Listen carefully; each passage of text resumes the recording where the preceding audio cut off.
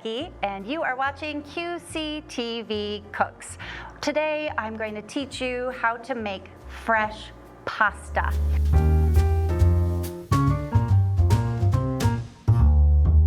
So I've made a lot of pasta and we're gonna start. Okay, so fresh pasta is super easy. You just need a few ingredients: flour, eggs, salt, water, olive oil.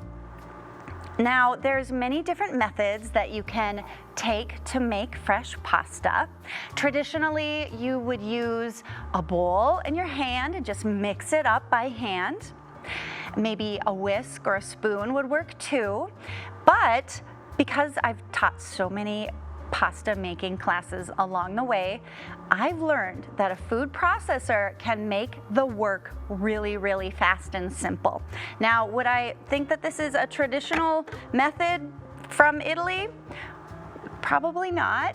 Sorry, Italy. Actually, I'm touring, I'm going to Italy to learn traditional ways of fresh pasta making. So I'm going to teach the food processor method here in America, and I'm going to go to Italy and learn how to do fresh pasta making from the authentic source. More on that later on my culinary tour to Italy. But first, let's talk about the easy way to make pasta, right? So you can use many different types of flours. You can use all-purpose flour. You can use the traditional Italian flour, which is called 00 flour, which you'll find in specialty grocery stores like the one that I run in Buffalo, Minnesota. It's called just 00 flour or chef's flour. The difference here on this flour, it's just more finely milled and it has more protein, which makes the pasta be more chewy. Now, this is another kind of flour that you can use, and this one's called semolina flour. Semolina flour helps the pasta not stick. So you can use your 00 flour to make the pasta, and then you can use your semolina flour to make the pasta not stick when you're rolling it out, which we're gonna roll it out later. And I'll show you that in a minute here. But let's get our pasta in the food processor, or our flour rather, into the food processor. So you need 2 cups of any kind of flour that you have on hand, the all-purpose flour, the semolina flour. You could even probably use rye flour. You could use your favorite gluten-free flour mix. You could do buckwheat. The sky's the limit. Making pasta dough, there's no right or wrong. It's really just a feel of a texture between the dough not being too sticky and not being too dry, okay? So now we've got 2 cups of flour into the food processor, and we're going to crack in 3 eggs. Now, the dough might have different consistency depending on how big the eggs are. And that's why you have to just kind of go by feel when making pasta dough. If it's too sticky, like I said, more flour. If it's too wet, more, did I say that right? Okay, so now we need 2 teaspoons of water and 2 teaspoons of olive oil.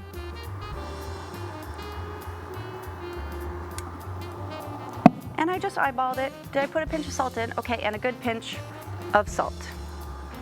Into the food processor, and we're gonna just pulse this until it forms a ball.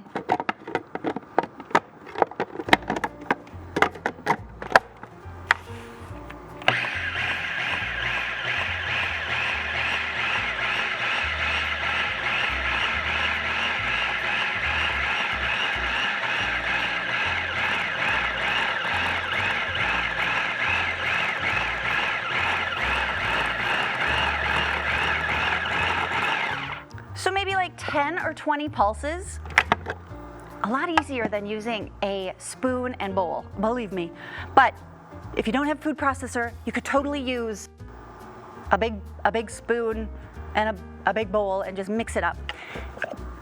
You could even just do it on a work bench table like this. You could just put the flour on your table and crack the eggs in, like a traditional way. So now, is the consistency right? So all you need to do is just pinch some of the dough in your hands, and if it comes together really well, not too sticky, not too dry, then it's ready, okay? So now I just dump that onto a workbench, your countertop, whatever.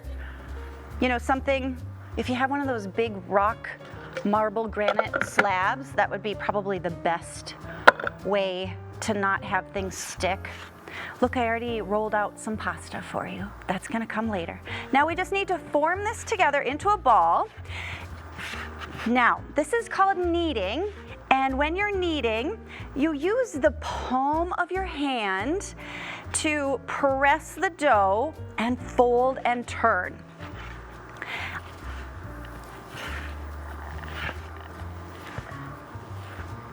If it's a little sticky, like I said before, you can use a little bit of flour, just like this.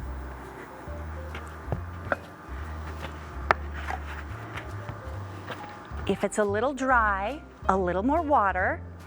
But what we're looking for is the dough to look nice and smooth. A lot of people will ask me if you can do this in your KitchenAid mixer. And I find that the hand is the best way to do it, most relaxing. When you use your KitchenAid, the motor tends to run. It's very hard on the motor, and it kind of like clunks the dough around, so I don't recommend that method, but if it works for you, there's no right or wrong. You find what works for you.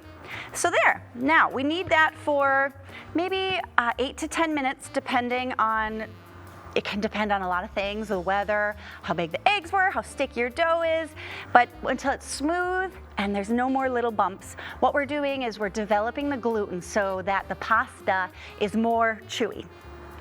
I've had, so now this is gonna rest for 30 minutes. You just wrap it up in some saran wrap and let it rest on the countertop for 30 minutes. If you want to do this in advance, this dough ball can wait in the fridge for 3 days, and you just wrap it up real tight in some saran wrap and come back to it in 1 to 3 days, and you can roll out your pasta, which we're gonna do right after this break. You are going to now learn steaks on a budget. So we'll be back in a little bit, and I'll show you how to roll out the pasta, okay?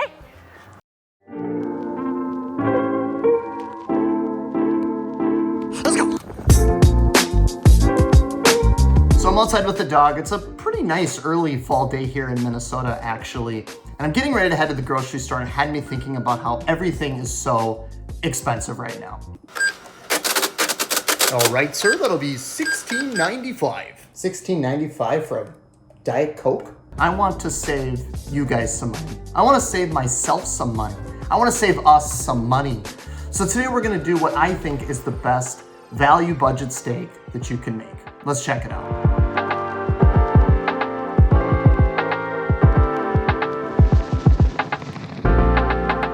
So no, we're not doing the fancy ribeye steak in the cast iron pan with the rosemary and the butter like you see on TikTok. That's a great way to cook a steak. Personally, it's not for me. However, I think everyone should have a cast iron skillet. They're great. Although every time I use it, it seems to smoke out the house. Honey, have you seen the dog? I can't find him anywhere. So anyways, today we're just doing a traditional top sirloin steak on a gas grill, and I'm gonna prepare it the way that I like to do it, and I'm hoping that you like it as well. So we're gonna get in the car, I'm gonna hope for no distractions, I'm gonna beeline it for the steak section at Costco. Wish me luck, let's go get some steak and we'll come right back.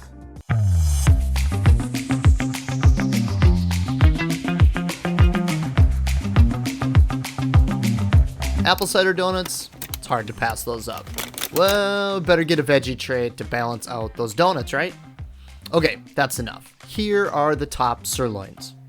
As you can see, there's quite a range here, but essentially we're getting anywhere from 4 to 5 pounds of top sirloin steaks for around $35. Now that is a bargain. So I get the steaks home, and I notice they're portioned out into about 8 steaks, which by my math, that's about $4.50 per steak. For comparison steak, Haha, see what I did there? Sorry. Anyway, I picked up a ribeye steak at my local butcher and it was around $13. It weighs around 12 ounces. Seems like less of a bargain, right? Ribeyes are traditionally a better cut of meat, with more marbling, which equals more flavor, in theory. And it also eliminates most risks of overcooking. The top sirloin, however, has less fat, less marbling, and has more room for error. However, if you cook the top sirloin medium rare, and only medium rare, well, in my experience, I actually prefer the top sirloin. For seasoning, I keep it simple. Flaky salt and fresh cracked black pepper on each side. A touch of extra virgin olive oil so they don't stick on the grill. After that, a nice hot grill awaits you, my friends. For the ribeye and the top sirloin, I'm looking for an internal temp around 145, which means we want to pull these off anywhere between 125 and 130. After we pull them off the grill, we want to let these rest for around 10 minutes.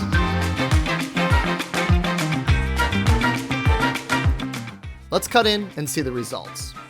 As my trusty Valhalla knife cuts through like butter, I'm immediately reminded I much prefer the sirloin to the ribeye. They're both cooked to the exact same internal temperature, and as you can see, the results are much better with the sirloin. Perfect cut, less fat, and just as tender and juicy in the inside. It's truly the best value steak, in my opinion. So to dress these up, I like to go with a drizzle of the Japanese barbecue sauce and a healthy pinch of cilantro for freshness. Hey, so what steak do you prefer? For me, I'll stick with my top sirloin pack from Costco. I have plenty of leftover steaks in the freezer, and I feel like I really got my money's worth. Hey, thanks for watching, and you know what? Get out there and eat a good steak.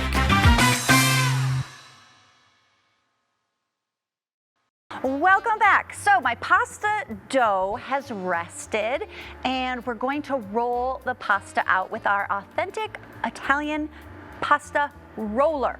These I sell in my shop at Abundant Kitchen in Buffalo.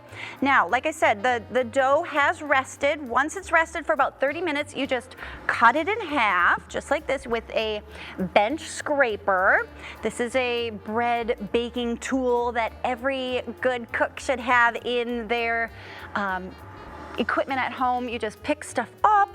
You can cut the dough just like this. You just cut it in half into quarters, and each one of those quarters you roll out in your pasta roller. So this pasta roller here has this little dial on the side and it goes from 0 to 9. Now 0 is the widest opening on the pasta roller. I have some dough here that has rested a little bit, and I just like to push the dough into a squarish shape, because the shape that you feed through the pasta roller will kind of just become bigger and bigger and bigger. So now we're going to start at 0, because that's, like I said, the widest opening. And you just put your dough through the pasta roller. And if it looks a little scraggly, so it's got kind of a little bit, it's not very smooth, is it? So what I want to do is fold it one more time, just in half, like that. Tie it like a little parcel. Stay at 0 on the dial. And it just makes it a little more smooth. And as we keep rolling out, the dough is gonna get longer and smoother. So now I change the dial to 1. And as the numbers get higher, the dough is getting thinner. You want to roll the dough almost so thin that you can see the words from a magazine through the dough.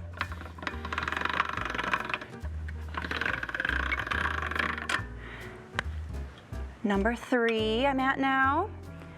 Now this is definitely a job that you might not just do on a Tuesday night.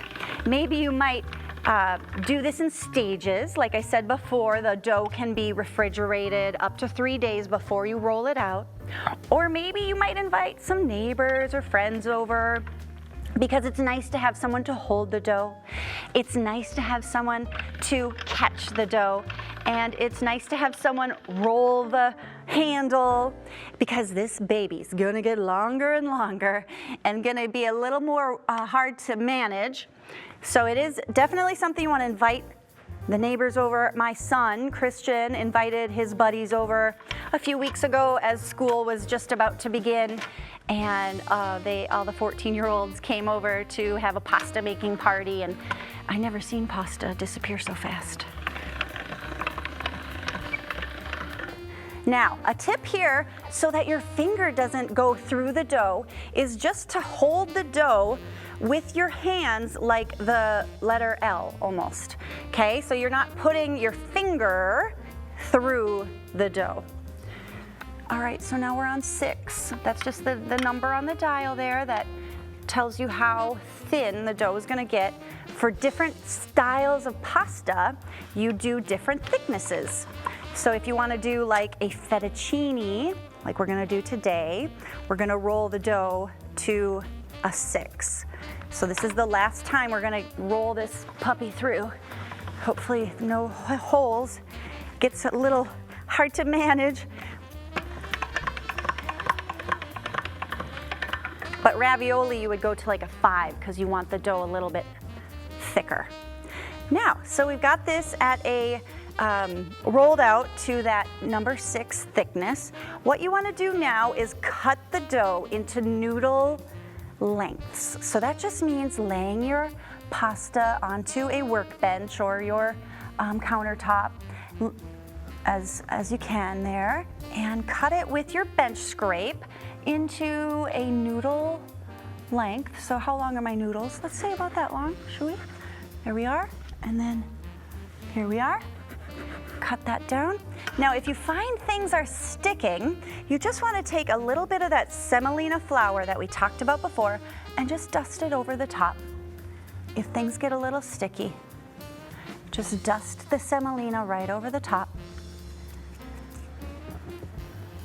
Now, so we've got, this is, by the way, a lasagna sheet. If you just throw this guy right here into a pot of boiling water, you've got lasagna, right, like that.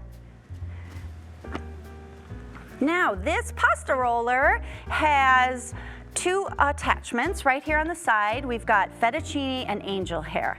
Today, we're gonna use the fettuccine, just right like this. You feed it through, try to keep it square.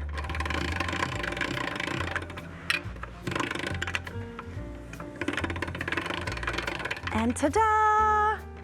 We've got our fettuccine. Look how beautiful. Delicious. Oh my goodness, I cannot wait to boil that up and make some pasta. Now right here I've got our pasta drying rack. If you wanted to do pasta in advance, because it's, like I said, kind of a process, you could get to this point right here and let the pasta dry from anywhere from 30 minutes to 24 hours. Take the pasta off the drying rack, lay it on a baking sheet, put the baking sheet into the freezer, and freeze the pasta up to 3 months on a baking sheet. And once it's frozen on that baking sheet, you just throw it into like a plastic Ziploc bag, and then that's frozen, like I said, up to 3 months. So that's how you would preserve fresh pasta, because it's kind of a process. Maybe you might want to do it on a rainy day, roll out some pasta dough, and have a pasta making party. Yeah.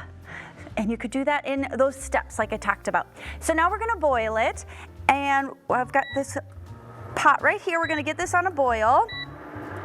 When you are boiling pasta, you want to salt the water really, really good. Better than you probably already are. You just wanna get the water to taste like the sea. So you put in lots of salt, which I see it over there. Okay, we're gonna pretend it's salted. And what you need to do after the pasta is salted, for fresh pasta only takes 2 or 3 minutes to cook. Really, really fast. Not like dried pasta that you get in the box that is perfect for weeknight things. But this only takes 2 or 3 minutes. All right, so we've got our salted pasta water boiling. We're going to get that cooking and boil that for a few minutes. Now, let me tell you a little bit about my Italy culinary tour. So like I said at the beginning, I have a shop in Buffalo and I have another one in Excelsior. So Abundant Kitchen has 2 locations. We just celebrated our 5-year business anniversary. Last year, I was fortunate to be able to bring 18 of my clients to the Ballymaloe Cookery School, where I attended culinary school and we took cooking classes, and it was a great gift. And we adventured and went through all sorts of restaurants, and we went seaweed foraging, and we tasted whiskey and chocolate, and it was an amazing experience. And the travel agency has approached me to go to Italy. And so I'm seeking people who want to get on a bus, taste Italy, take cooking classes, make pasta. We have pizza cooking classes on the schedule. We're going to do a gelato tasting and learn about fresh pasta making from the source in Italy. The tour is happening in June of 2023. This video is being recorded in September of 22. So if you're watching later and we've already went, I'm sorry, but don't delay, because the tour is filling up fast. There are spots for 16 people. All of the information is on my website, abundantkitchen.shop, or if you are on social media, you can head to my Facebook group page called Italy Culinary Tour. You just type that into the Facebook bar, Italy Culinary Tour, and you are in the private Facebook group where I will be advertising what types of events you can expect in our 9-day Italy culinary tour. So I hope to see you either in one of the stores or in a cooking class. Head to my website and just go to the cooking class tab. We have lots of great cooking classes on the schedule.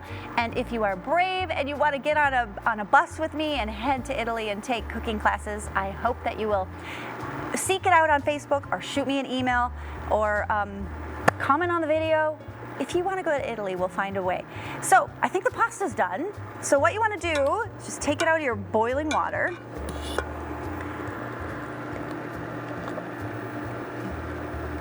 Into a serving bowl. Ooh, it looks yummy. So that only took 2 or 3 minutes to cook up. Now, I think we're gonna have to do another video on how to make a really good pasta sauce, because I haven't left enough time for you, but you could top this with a little red ragu sauce, a little brown butter sauce, and you know, the sky's the limit. Some fresh herbs, maybe you have some roasted vegetables that you wanna use up. Depends on the season and what looks good at the grocery store. I have a little bit of olive oil here. I'm just gonna dress the noodles with a little bit of fresh Sicilian olive oil. A little bit of flaky salt would be fabulous. Now, is it done? How do you know when it's done? You throw one at the wall. Or just taste it. Should be chewy. So good. Okay, that's it. Thank you for watching. And I hope to see you in Italy, and not if in Italy, maybe at one of my shops in Buffalo or Excelsior. And just keep cooking. Okay, bye.